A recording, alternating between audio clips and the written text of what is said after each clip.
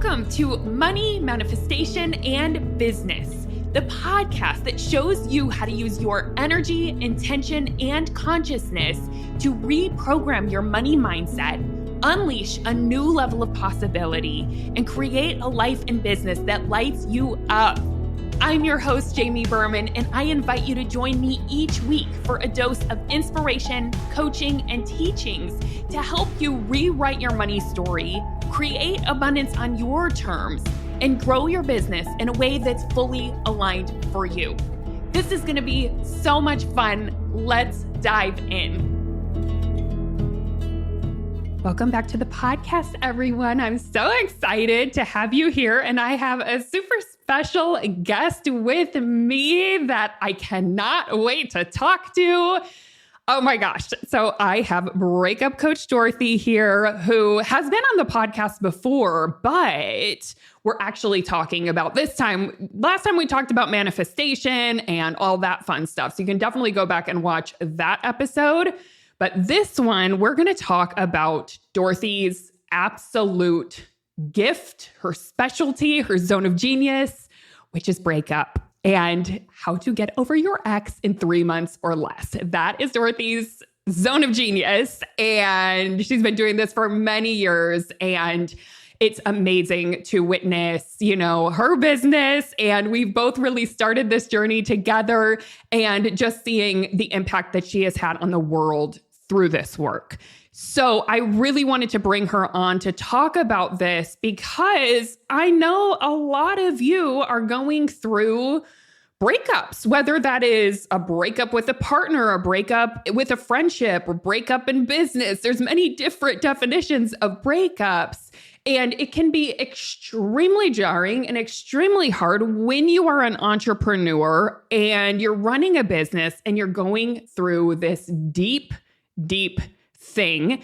And so that's why I wanted to talk to you, Dorothy, because I would love to support our listeners in how do we do this? Can we do both? Can we still run this business? Can we still thrive? Can we still manifest? Can we still make money while going through this super heavy thing? So welcome, Dorothy. I'm so excited to be here. Thank you so much, Jamie. I love you so much. And I'm just grateful to be here and be with your listeners. The people you have around in your world are just magnetic and amazing, awesome human beings. So thank you so much for having me. I am very pumped to have this conversation. Yes, so good. And you've lived through this, right? You've manifested, and you help people really get to the other side of breakups where they live their bigger and better life. So I think it's going to be such an important topic, because everyone in the world goes through breakups in many different ways. So how would you define breakup or heartbreak from an emotional or energetic perspective? Yeah, no, I love it. So I really think heartbreak, when it comes down to it, is someone who had an expectation and that expectation didn't match what actually happened in reality. And the disappointment and the loss and the sadness, maybe even discouragement that surrounds that experience. So like thinking you know one thing, something else completely happening, and then your discouragement and loss and sadness about the gap. Does that make sense? Totally. So what would you say actually breaks during heartbreak? Is it their identity? Is it expectations? Is it nervous system safety? Maybe it's all of the above, but I think it's a little bit of all of it. Absolutely. It's a little bit of all of it. I think one of the biggest things when I'm talking to my clients who are typically going through heartbreak romantically, a lot of times it's all of it. It's like the nervous system obviously is a disaster immediately after when people were left, because they're blindsided. The majority of people I'm talking to and helping are people who were blindsided, they were left. And that can be debilitating, because think about it. When you're in relationship, you have all these thoughts about the relationship, and they might not be the same thoughts that your partner were having. And so it's very jarring if your partner hadn't even described those things to you, and you're realizing that the thoughts that you were having was not the experience that the other person was also having. So that can be very debilitating. Your emotional experience can be all consuming, completely debilitating. So you've got the nervous system piece, but also I think what's really one of the bigger pieces is your identity. The life that you thought you were living, the life you thought you were going to live, and having to restructure that and reorganize it. But I also think that's a part of like the gift as well, is I always say that heartbreak is the universe's way of reordering and reorganizing a life when you won't let it. I think a lot of times we like know a relationship is coming to a completion. We realize it's not the most aligning fit, or we're like, realize we're like settling, like they have almost everything, but just this one thing is missing. And I feel like that's us holding on. And I kind of like love this though about the universe, is the universe won't let us have something that's not meant to be in the first place. And so when heartbreak happens, romantically or otherwise, I think it's the universe's way of saying, I'm going to reorder and reshuffle your life because you're not doing it. And it can be like a mass level reorganizing, but that also means like there's so much transformation and heartbreak. There's so much like room for growth. It's like a clean slate, which I know can be intimidating, but a lot of times there's just so much opportunity and like things to gain in that experience.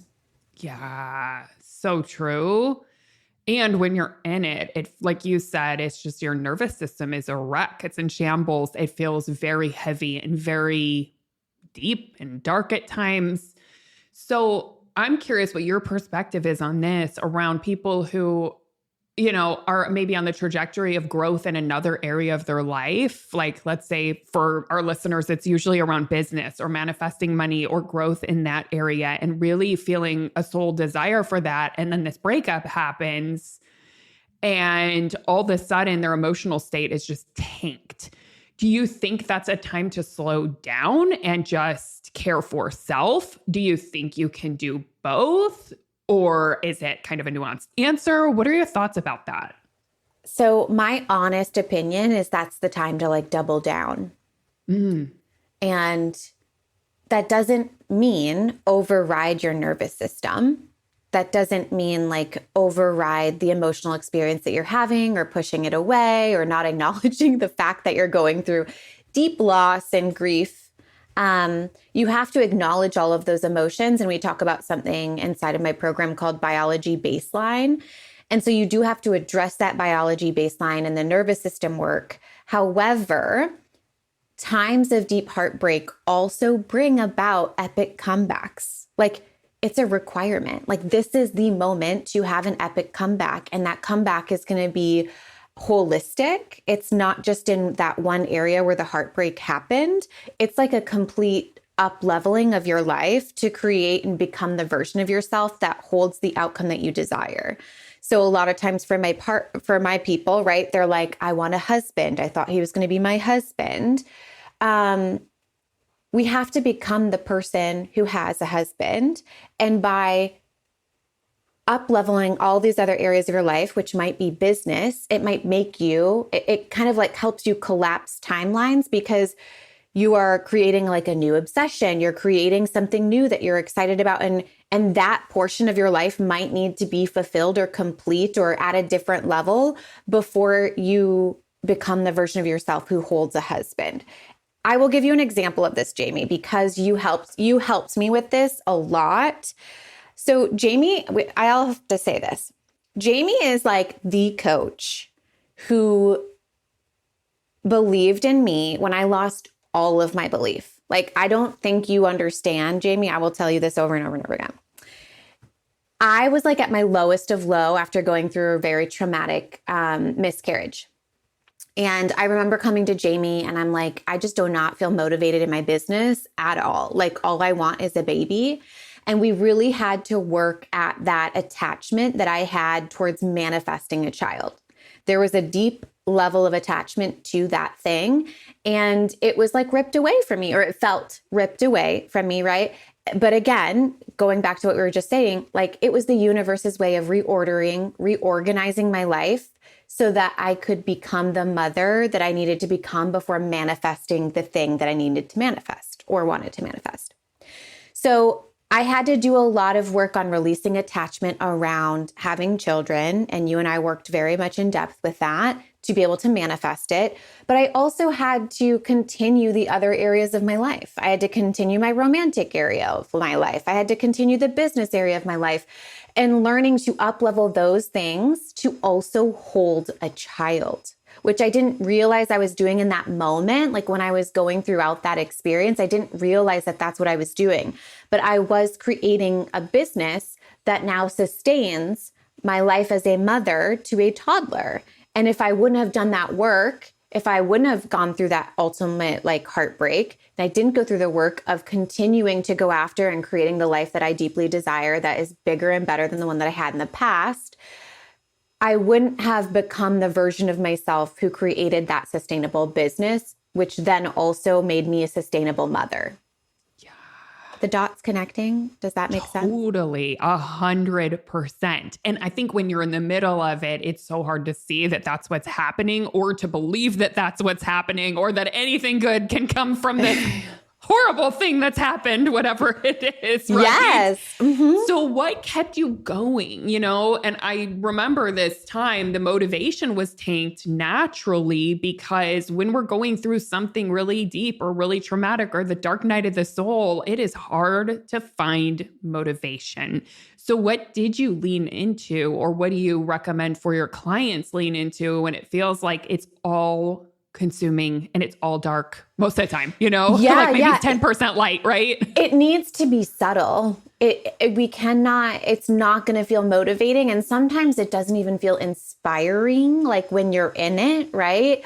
But it had to be subtle shifts. And I took it like 1% at a time. It really required me to become a master at emotional clearing, a master at experiencing emotion and like transmuting it, allowing it. All of the stuff that I'm like, ew. Yeah. Right? Fun lessons to learn when you're in the middle of it, but like life-changing. Don't love that for me. But it is life-changing work. I will reiterate that. And I think that's the power of having a coach, right? Like I couldn't have done that without Jamie by my side, like helping me with each like little micro moment of that experience of being like, hey, I still believe in millionaire mama. Like, I feel like, I don't know how many times you told me that, but every time I spoke to her, she was there reminding me that I believe in millionaire mama and I will believe in it until you do. And I think it just allowed me breathing room to like hold space for the fact that I didn't believe in it and that it was okay because someone else was carrying that, right? And so, I mean, I definitely think hire a coach if you're not already working with a coach. But then secondly, I think also zooming out and looking at the whole picture of like, how is my life fulfilling in so many different ways? That felt like a huge story for me in that experience of the miscarriage of being like, oh my gosh, like, isn't being a mother like the most fulfilling thing that you could do in life? And if it's not, what is? And I really had to address those questions, and I had to explore this whole topic and this whole area with a lot of curiosity and a lot of compassion. Like, why did I want kids? And I was finding all these reasons, and all of them were pretty selfish. And that's not wrong or bad, but it was just interesting to find. I started exploring like, what would happen if I never had kids, and really exploring like, how was my life better if I never had kids? And what were the experiences that I felt like I was missing out on by not having kids, and how do I go out and create those things? So it was really getting curious and compassionate in that experience, answering some like really tough questions, and then finding answers to those questions that truly were authentic to me. And I think none of that was motivating or inspiring, but I was genuinely curious about those things. And I think that allowing myself to look at that topic of my life without freaking the fuck out, sorry, excuse my language, and then still continuing these other areas of my life, knowing that this side would get sorted, that I could still show up for my people. I can still do my business. I'm still good at my job, which was a whole thing that you also helped me with too, because at the time I was also going through a called off engagement. And so it was like realizing that I'm still a good coach, even if I'm experiencing heartbreak and grief and loss. And I believe that about everyone, whether you're an attorney, whether you I believe you are so good at your job, even if you're going through, I mean, that's a Taylor Swift song, right? Where she's like, do the heartbreak, right? I think we're all really, really good at our jobs, and you can still be good at your job, even when you're experiencing heartbreak. And one of the best ways to heal heartbreak and to help yourself feel better in heartbreak is by helping other people. Oh, yes. You know what I mean? So yep. I feel like that alone was really helpful and not necessarily motivating, but it did get me out of bed in the morning of just being like, I get to help one person, and who I am today is going to be enough to help one person. So true. That is 100% something that I learned from one of my very first coaches, that it was Amber Chris. And, and then I learned more about it from a manifestation perspective. And it's that saying, when the going gets tough, something's got to give. And usually that means people think like, oh, I got to let go of something. Yes, it can mean that, but also go give. When the going gets tough, something's got to go give, because you will receive in that. So that's honestly, whenever I'm in a funk, when I'm in depression, when I'm in if I'm in heartbreak, if you focus on giving, it will do something for you. It will fuel you in some way.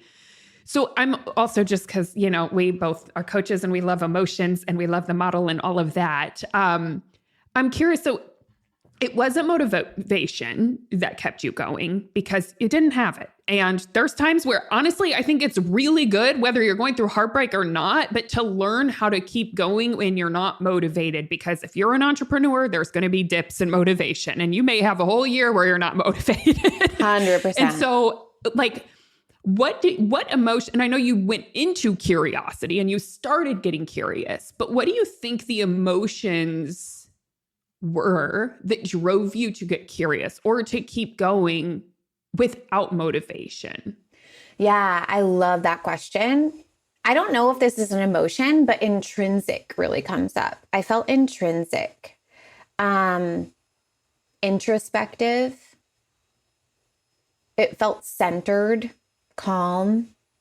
I think those were the emotions that I moved into, of I'm alive, I'm physically safe, and I'm really interested in this area of my life as to why it rattled me so hard, especially because it wasn't one of those moments where we've all had the moments of chaos in our lives when we didn't have coaching.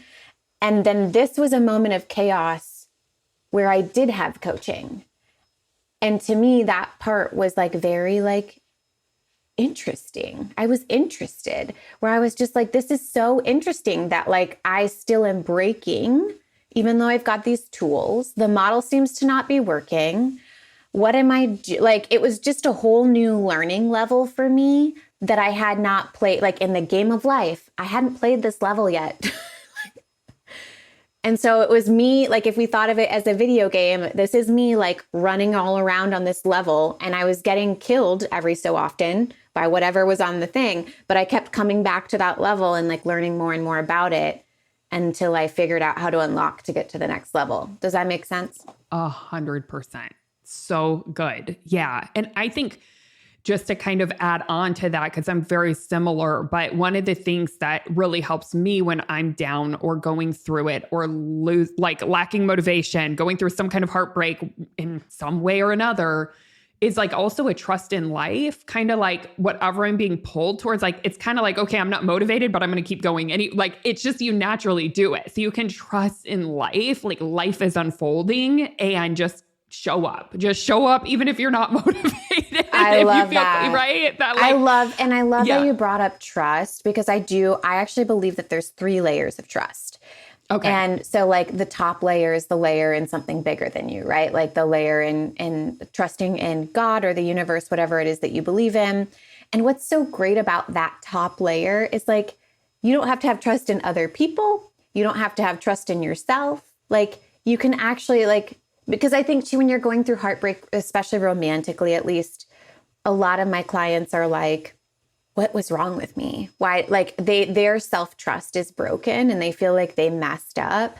And I'm like, it's okay that you can mess up because the universe is going to course correct you. The universe will always course correct you. So I'm never like, we don't have to be scared if we don't have self-trust and we're rebuilding self-trust, because I promise you, like the universe isn't going to like let something happen that's not supposed to happen. Yes. Right? So good. So good. And especially something to just like hold on to when you're in it, when you're in the middle of it, and just believing in that and trusting in that, even if it doesn't feel like that's what's happening. It's like, that is what's happening, right? And it's not like there was a mistake. Like, I think it's not like God made a mistake. It's not like the universe like there's no way that this is a mistake. Yeah. It's crazy to believe, right? I know. 100%. Yes. So I think it'd be helpful for people to kind of understand, or, just to understand the process of moving through heartbreak if you see it as a process. So do you see it as a process and kind of like things and waves that you have to go through? Oh, I mean, yes. I actually, yes. And remember that I specialize in romantic heartbreak. So I'll talk about that and then we can generalize it. So in romantic heartbreak, so I guess I'll even back up a little bit further and talk about how they came out with the 7 stages of grief. And a lot of times people love to like take that and apply it to whatever sort of grief they're going in. I want to clarify that was designed for people with terminally ill cancer patients. So it's a little bit different. So I ended up creating my own heartbreak stages, and there's 4 that we move through. So the first heartbreak stage is the, like, I can't eat, I can't sleep, I'm completely debilitated by my emotional experience. This is like when you are like immediate from heartbreak and your biology baseline's all messed up, meaning like you're not sleeping right, you're not eating, or you're overeating, you're just like completely depressed. Like you might even be in a depressed state, speaking with a therapist. Like that's where you're totally like consumed by your emotional experience of the situation. That's stage 1.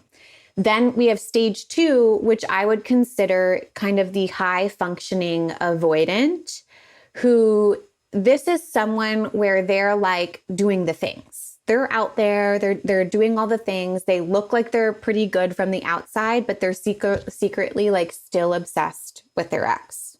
And they're still consumed by it mentally and emotionally. Like they avoid places that might trigger them. They avoid talking about it. They avoid it at any and all costs because they get triggered easily, and they still have like a high desire for their ex, a high attachment to their ex.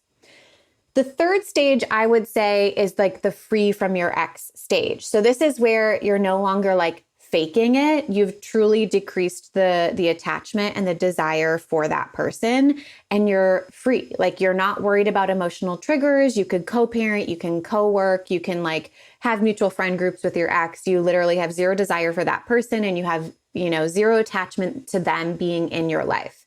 This is a pretty good stage. This is like an awesome stage. But the stage beyond that, I would say, is like your comeback era.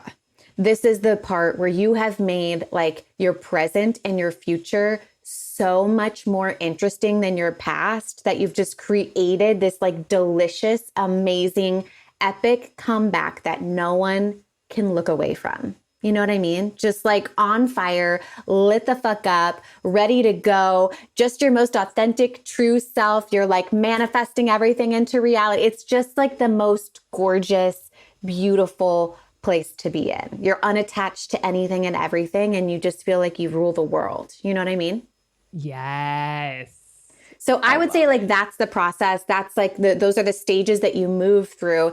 The majority of that requires you to release attachment to your ex. Now, we could generalize that, right? So it's like same kind of steps and stages that I went through with my miscarriage, and releasing attachment and desire for kids and allowing that to be completely released. And as soon as I released that, then voila, I got pregnant.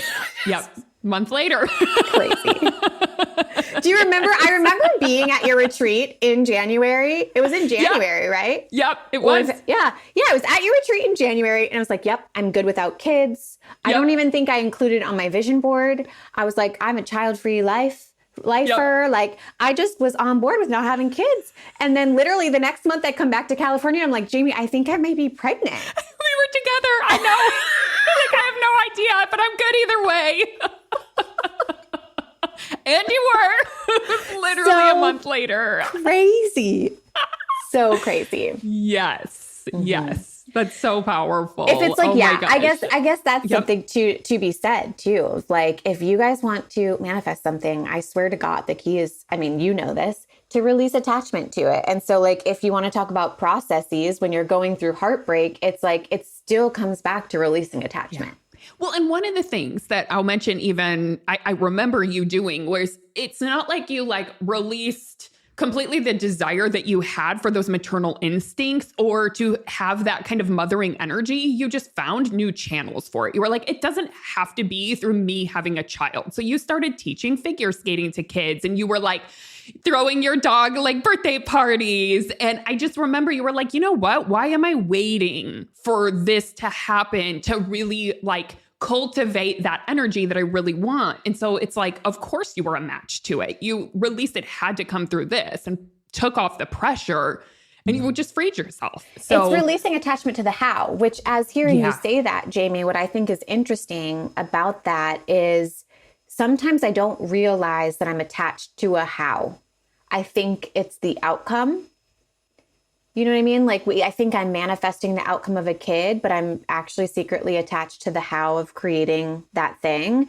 So I find that really interesting as you repeated that back to me. I'm like, yeah.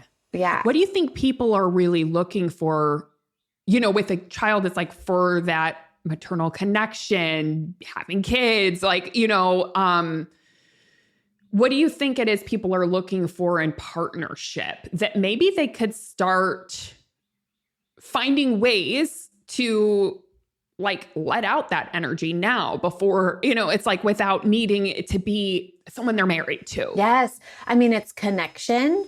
And it's like, I hear oftentimes, like, I want that connection. I want that deep connection. It's intimacy. I want intimacy with someone, deep conversation, physical intimacy. And then even love. Like, I have so much love to give. I want to be giving love and I want to be, I mean, a lot of it's the same as the kid stuff, celebrating, having someone to celebrate with and like spending my holidays with. All of it felt very similar to what my clients were going through. Yeah, 100%. So powerful. Oh my gosh. And a lot of my clients work on this where they're like, we'll kind of like define, like, what does it mean to you to be a wife? Right? Like if you're really wanting a husband, what does it mean to you to be a wife? And how can you start showing up like that today?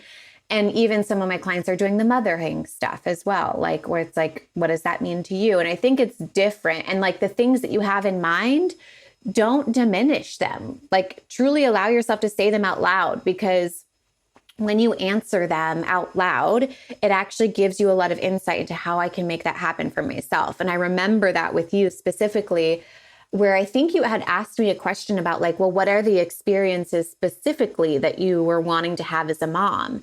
And as soon as I started saying them, I was like, well, I wanted to teach my child things. I wanted to celebrate them and throw birthday parties. And all of a sudden I'm like, I have Tinkerbell, my firstborn, that I could be throwing birthday parties for. She's 5. Can you believe it? That's crazy. Oh my gosh. And then teaching kids, I know. And then teaching kids something, I'm like, there's so many ways to do that. And that's where I was like, I'll start volunteering at the Valerie House, teaching kids about grief. And then teaching the figure skating. So there's lots of ways to like fulfill the energy that you're talking about when you think you want a partner, to do that in a variety of ways. And it doesn't mean you're doing that to suffice the actual thing. It's doing it so that you can feel the feelings now, which will ultimately create the thing that you want. I always say that too. I think that's important. Is like, you don't have to reduce desire for the actual dream that you have. You have to reduce desire for the specific person, which is the how, kind of like what we're talking about, right? Where it's like, you might think the how is your ex, but it's not. Like the life that you had with your ex, that's still available. And it's time for you to like double down and make it happen and not give up on it just because your ex gave up on it. So good. I love that. Okay, so I have one last kind of thing that I want to dive in with you, because the way that you think is different from a lot of what I hear in the world about heartbreak, which, you know, and your program is get over your ex in 3 months or less. So like the timing piece. I love hearing what you share about timing, because I know there's this thought out there that like time heals all wounds. So it's not about moving through these. It's just about time. Eventually you'll move through this. Tell me about what you know as someone who has been doing this work with clients for, what is it? Almost 10 years now. Almost 10 years. Is that crazy? 10 years. I know. I do not believe in time heals all. So time, I actually just don't believe in time in general. Like I never use time as a milestone or a pillar. I believe that getting over your ex can happen in a moment. And the reason for this is, and I'm talking to a great audience because I'm sure you guys already have heard this before, but thoughts create feelings, right? So if thoughts determine our feelings, it doesn't matter how much time passes. If our stories and our thoughts don't change, you won't feel differently about your breakup. So I was holding on to anger and resentment for 1.5 years, doing all of the quote unquote right things, going no contact, all this stuff.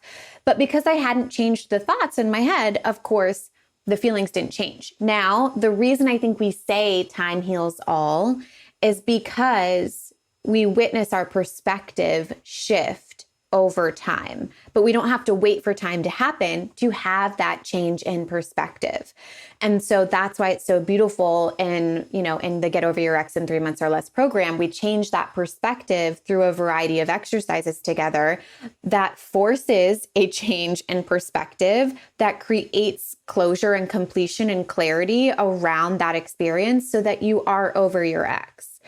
I also think I'm going to talk a little bit about no contact So no contact is another one of those big kind of pieces of advice that are out there, is like you have to go no contact with your ex.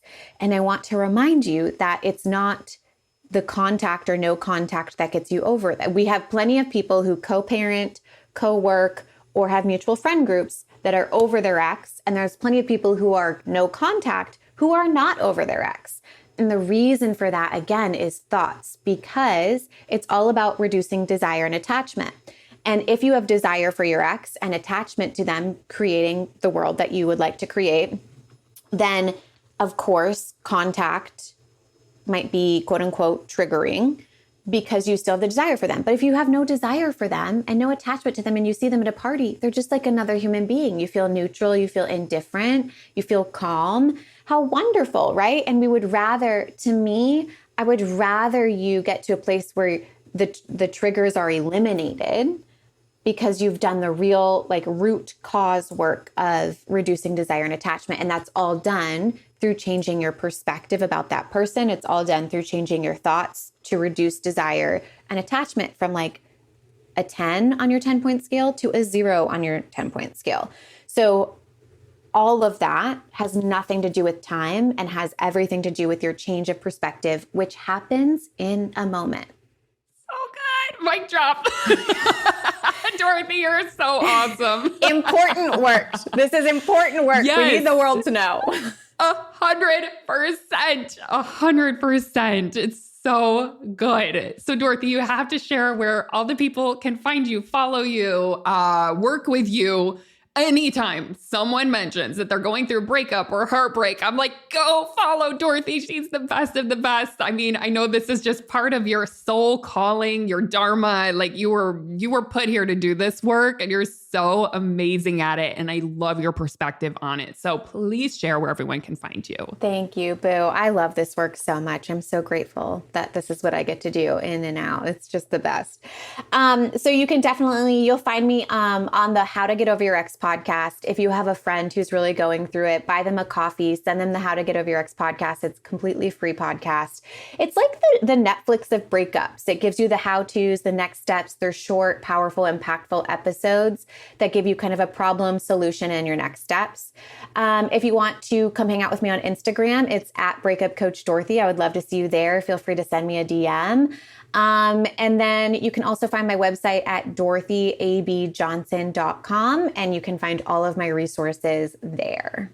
Yeah, we'll link it all up in the show notes. So. Yeah. Thank you, Dorothy. Thank you for having me. I'm so excited to be here, and thanks to all of your listeners. I love your people so much.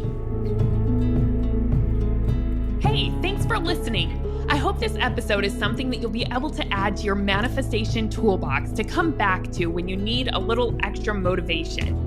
If you like what you've heard today and want to take it deeper, you've got to come check out my signature coaching program, the Money Manifestation Movement.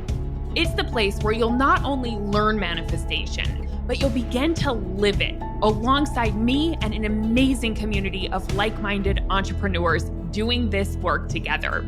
Head on over to jamieberman.com to learn more.